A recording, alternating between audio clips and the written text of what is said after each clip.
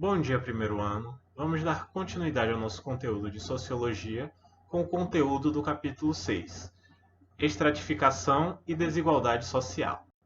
A desigualdade social é um fenômeno que aparece em várias sociedades humanas, em diferentes níveis de intensidade e de diferentes formas. Neste tópico, vamos discutir um pouco de que forma diferentes tipos de desigualdade podem servir e podem ser utilizados para estruturar a sociedade como um todo. Examinaremos aqui as sociedades de castas, sociedades de estamento e as sociedades de classe. Uma sociedade de castas é caracterizada por uma rígida hierarquia entre os diferentes grupos sociais e também pela ausência de mobilidade entre os diferentes grupos sociais. Ou seja, em uma sociedade de castas, as funções que você pode desempenhar na sociedade já estão determinadas pela casta a qual você pertence. E isso é definido no seu nascimento, ou seja, as castas são hereditárias. Ou seja, se você pode ser comerciante nessa sociedade, já está determinado pelo fato dos seus pais também serem comerciantes dentro dessa sociedade. E não é permitido a você ocupar outra função que não essa que já está determinada pelo seu nascimento. Um exemplo de uma sociedade de castas é a sociedade indiana. Orientados por um princípio religioso, os indianos acreditam que cada pessoa dentro da sociedade indiana veio de uma parte do deus Brahma.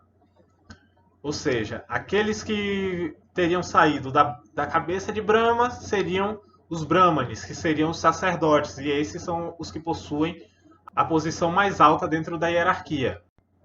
Os guerreiros, por sua vez, teriam vindo dos braços do deus Brahma, e por aí vai. Ou seja, as castas também possuem uma dimensão religiosa para orientar essa organização da sociedade. Outra forma de organização da sociedade de forma estratificada são os chamados estamentos. Os estamentos se caracterizam também por uma rigidez na mobilidade social, mas se diferenciam das castas por haver uma relação de obrigação entre as diferentes castas. Um exemplo disso era a sociedade feudal. Ou seja, a sociedade feudal também tinha funções determinadas hereditariamente, mas essas funções tinham obrigações umas com as outras. Por exemplo, alguém que fosse servo seria servo até morrer. Porém, os nobres, apesar de serem o estamento superior a esses servos, esses nobres tinham a obrigação de proteger esses servos, enquanto esses servos deveriam trabalhar para os nobres. Nessa organização, temos três grupos. Os servos, que são os que trabalham, os nobres, que seriam os que lutam, e, por fim, o clero, que seriam os responsáveis pela vida espiritual destas pessoas. Diferentemente de uma sociedade organizada em castas ou uma sociedade organizada em estamentos, nós temos uma sociedade organizada em classes. O que é que vai diferenciar as classes das castas ou do estamento?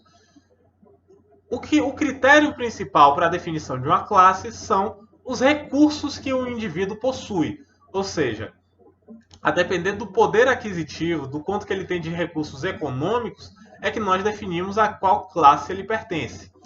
Como vimos quando estudamos Karl Marx, Marx compreende a sociedade dividida em basicamente duas classes.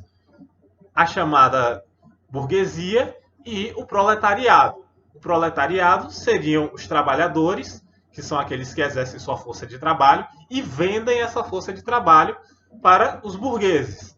Os burgueses, por sua vez, compram essa força de trabalho e usufruem dos frutos do trabalho desses trabalhadores. Repare que, mesmo em sociedades de classe, muitas vezes pode haver uma dificuldade de mobilidade social. Não é porque uma sociedade é de classes que a mobilidade social é fácil. Mas diferentemente de uma sociedade de castas ou uma sociedade estamental, a posição que você ocupa na sociedade de classe não é definida por qual função seus pais desempenharam, não é definida hereditariamente, e sim por quais recursos você possui.